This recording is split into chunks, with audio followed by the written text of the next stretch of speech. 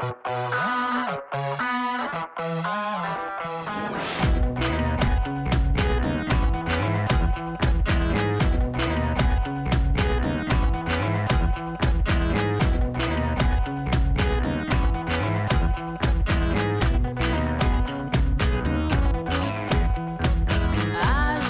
letra pra essa moça. Olá, hoje nós vamos ter aquela conversa sobre o novo homem. Estamos aqui com Pedro Luiz, cantor e compositor, Renan Oliveira, dinamizador do projeto Rap da Saúde, e Marco Aurélio Martins, psicólogo do Instituto Promundo. Para mim, o novo homem é aquele que tem consciência de que existem relações desiguais e ele parte, na verdade, desse ponto, entendendo que existem espaços por serem construídos e existem espaços de partilha também, né? O novo homem seria, antes de mais nada, solidário, generoso, sensível, com um olhar aceso para as dinâmicas novas que estão se apresentando. Ele é um homem que cuida e se deixa cuidar. Acredito que é um homem que está aberto para novas ideias. E esse novo homem, ele vai trazer grandes mudanças na relação social. Para cada época, a gente tem diferentes modelos de homem, né? Dependendo do contexto. Que tipo de homem vocês acham que a gente precisa para o mundo atual? A gente tem que encontrar um homem generoso, parceiro, em busca de uma identidade mais delicada do que esse clichê que a gente sabe que não à toa é associado ao homem, né? Quando a gente fala de masculinidade, né, é interessante a gente pensar no plural, porque existem várias formas de ser homem, né? Eu acho que essa masculinidade que a gente não quer mais, que não cabe mais, né, essa masculinidade que é violenta, que é homofóbica, que não demonstra afeto, né, isso aí a gente quer, né, colocar de lado.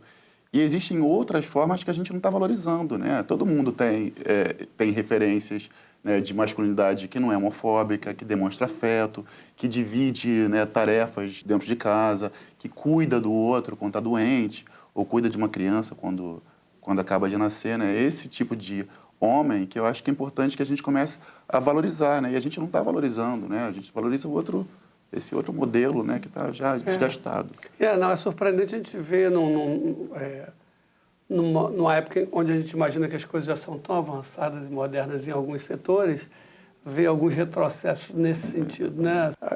Porque a gente está falando aqui, e a gente vai passar evidentemente pelo machismo, a gente sabe que o machismo não é uma coisa de homem, né? É uma coisa de sociedade. Você acha que a gente está retrocedendo ou essa situação que você está avaliando, ela está tendo mais visibilidade Talvez, hoje? isso é uma dúvida. Eu acho que a gente retrocede. O ser humano, ele avança e retrocede. Isso é um pouco, né, acho que natural. Então, pode ser que a gente só esteja vendo mais, o que seria bacana. Mas como isso também é muito dinâmico, pode ser que as coisas ruins se disseminem com mais velocidade também. Então, é isso que eu acho que a gente tem que ter a sensibilidade de perceber para poder debater e tentar formatar, em termos de homem brasileiro, mulher brasileira, cidadão brasileiro, a nossa identidade, tentar encontrar essa identidade mais delicada, generosa, né? Assim, com as diferenças. Que tipo de formação as famílias têm que dar para os seus filhos, as escolas, enfim, as unidades de saúde? Que tipo de reflexão tem que ser promovida para que a gente possa ter esse homem, como você trouxe, mais generoso, mais cuidadoso? Eu fui criado por 6 mulheres, então eu tive a experiência de ter todos os privilégios possíveis. Eu não lavava a louça, eu não arrumava nada. Todas elas faziam, eu fazia coisas, por exemplo, trocar a lâmpada. E, assim, isso é muito complicado, né? Porque 6 mulheres criando um rapaz, um homem que poderia ser machista. Eu não sou. Bom, pelo menos acredito que eu tenho desconstruído isso ao longo do tempo. Por mais que elas tenham reproduzido todo um modelo um pouco mais machista, a gente vê todo um cuidado, né, na forma como elas te educaram. Sim. O que fez você mudar? Você lava a louça? Hoje eu lavo louça. Então, o que fez você mudar, assim, e refletir? Eu tinha minhas funções, né, dentro do grupo, no grupo familiar, E eu percebi que eu poderia também fazer aquilo. Elas nunca falaram assim, não faça isso, você também pode fazer isso. Você pode lavar a louça tanto quanto a sua irmã. Mas acabava que no próprio, na correria da rotina mesmo e tal, acabava que, você pode fazer isso, você pode fazer aquilo. Criar um menino é que é a resposta para o futuro, porque, sabe, assim, é muito da sociedade essa coisa machista, né? De você ter um menino e pintar o quarto de azul, e dar carrinhos, e dar controles, videogames, máscaras, espadas, porque, não, dá uma boneca para o seu filho, sabe? Ele vai ser pai um dia. A ordem natural, pelo menos, é essa, enfim, se não for também. Mas se ele for pai, ele tem que entender que ele tem que criar a filha ou filho do mesmo jeito e com o mesmo peso de responsabilidade que a menina.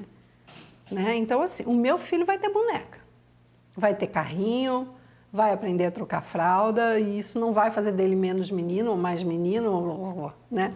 E nunca pedir para o outro, seja homem ou seja mulher, fazer algo que ele não queira fazer, né? O respeito, eu acho que começa por aí. No Rap da Saúde, a gente no mês de agosto, né, é o mês da paternidade, e a gente fez uma atividade muito bacana, que foi a gente certificou os pais que estiveram presentes no pré-natal ou acompanharam seus filhos nas unidades de saúde. Teve um pai que ele postou no grupo de amigos dele a foto, ele tirou a foto e postou no grupo de amigos dele. Falou, aqui, eu ganhei certificado e tal. E, tipo, isso é bacana, entendeu? É um multiplicador, né? É multiplicador. Acho que a promoção de saúde é essa, é multiplicar, entendeu? Eu conheço muita gente que fica, às vezes, muitos homens ficam constrangidos de ir em unidade de saúde, né? Porque eles se sentem meio estranhos, aquele é um lugar para mulher, né? Aí as imagens que estão ali no posto de saúde de aleitamento e tal, e ele fica meio constrangido que tem poucos homens, né? E aí ele acaba não querendo voltar, né? Tem a questão do homem e tem a questão do serviço de saúde, que às vezes também não está preparado para lidar com essa clientela, né? Então, essa é uma das grandes discussões, né? Que a gente não fique só culpando o cliente, que o serviço também possa refletir sobre essas características e se tornar mais atraente. A mesma coisa acontece na escola, né, que às vezes também diz, né, os pais não vêm, os homens não participam. Então, como é que você pode adequar esses horários, né, e entender essa lógica, né? A formação é muito importante, porque você está ali formando, né, você está ali educando outros seres, outras pessoas, homens e mulheres.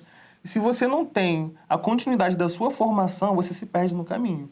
Eu tenho uma professora que fez um trabalho muito bacana, uma turma do ensino fundamental. Ela passou um vídeo da Bela Adormecida e fez uma pergunta. É certo beijar uma mulher enquanto ela dorme?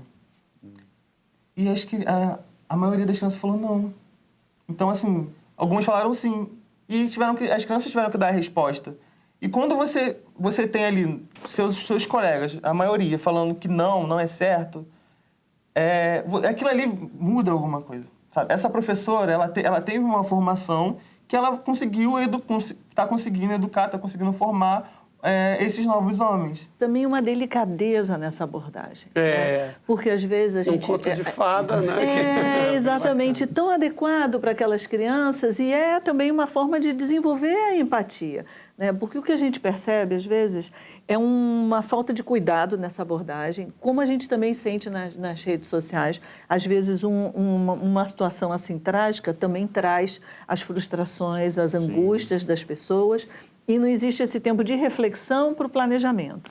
Então, quando a gente vai trabalhar questões de gênero na escola, a gente tem que ter tranquilidade, bom senso, né? E adequação à faixa etária com a qual a gente está trabalhando. Então, assim, achei um exemplo muito precioso. Queria entender um pouco como foi que vocês se sentiram sensibilizados por todas essas discussões recentes, né? A discussão do primeiro assédio, agora a discussão da cultura do estupro. Como homem, é muito triste, né? Eu me sinto, na verdade, diante de todas essas coisas, eu me sinto muito envergonhado, né? Que nós sejamos o motivo, né? Porque o homem, quais são os medos dos homens, né? A gente tem medo, né, da violência, a gente tem outros medos. E a gente não pensa, né, quais são os medos das mulheres, né? As mulheres têm medo de serem estupradas, né? E quem é que estupra? São os homens. Né? E essa figura não é um monstro que assim, você sabe identificar. Não, O monstro né? é a ação, né? Exatamente. É a atitude, né? Eu acho que o papel do homem na cultura do estupro é você chegar pro seu grupo de amigos, pro seu colega, sabe? E desconstruir ele, sabe? Mandar, tipo, fez uma piadinha machista ou uma piadinha que ofendeu alguém, tipo, vai lá, desconstrói. Eu tenho um amigo, por exemplo, que Exatamente. ele sempre olha as meninas quando a gente tá andando na rua, ele fica pra trás. E, tipo, e aí chegar nele, como eu faço, e os outros meninos também fazem, mas chegar pro seu amigo que olha engole praticamente as meninas na rua, chegar, cara, isso tá ridículo, tá? Para de fazer isso.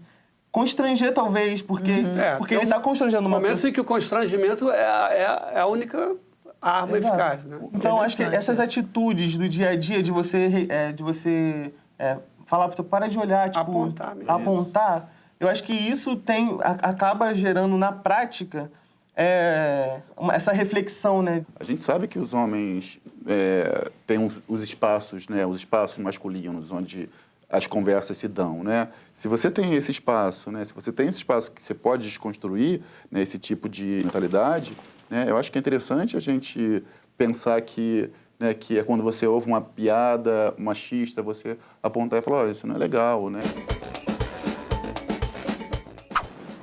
E aí, gato? Tenho sérios problemas de autoestima. Eu sei que você nunca ficaria com um cara nojento que nem eu, por isso eu vou ficar te seguindo pra te deixar bem desconfortável. Eu preciso reforçar minha masculinidade o tempo todo, hein? A gente também está dizendo isso, né, que essas questões do machismo não estão só ligadas aos homens, estão ligadas às mulheres. As mulheres também validam ou não alguns desses comportamentos e às vezes validam comportamentos extremamente machistas. Eu tenho amigas que elas não ficam com rapazes que demonstram ser machistas e tal. Então, isso vai gerando... Eu tenho um grupo de amigos homens, isso vai gerando uma preocupação neles. Desperta essa reflexão. Exatamente. E aí, tipo assim, pô, cara, ela não tá afim. Quando a gente olha as estatísticas, a gente percebe que os homens estão muito envolvidos em situações de violência, né? Tanto como autores, quanto como vítimas também. Como é que esse novo homem, né, essa questão que a gente está discutindo, né, essa formação desse homem mais cuidadoso, mais sensível, que consiga se expressar, como é que vocês acham que isso pode contribuir para uma cultura de paz? Se a gente pensar que eu não preciso me colocar em risco para mostrar que eu sou homem, né, então isso tem impacto no número de acidentes nas estradas, né? Isso tem impacto na violência de gangues, né? Porque tudo isso tá conectado. Então, eu acho que esse novo homem é a chave para a gente adentrar numa cultura de paz, prevenir violência, aumentar a expectativa de vida dos homens, né? Que é bem inferior das mulheres. Então, eu acho que assim, o impacto, né, da emergência desse novo homem é só positivo para a saúde, para a educação, sabe, para a vida em sociedade. Para mim está claro que esse novo homem já está entre nós, né? Que a gente precisa tirá-lo da invisibilidade e validar aqueles comportamentos cuidadosos, generosos, né, empáticos que a gente precisa para ter uma sociedade melhor.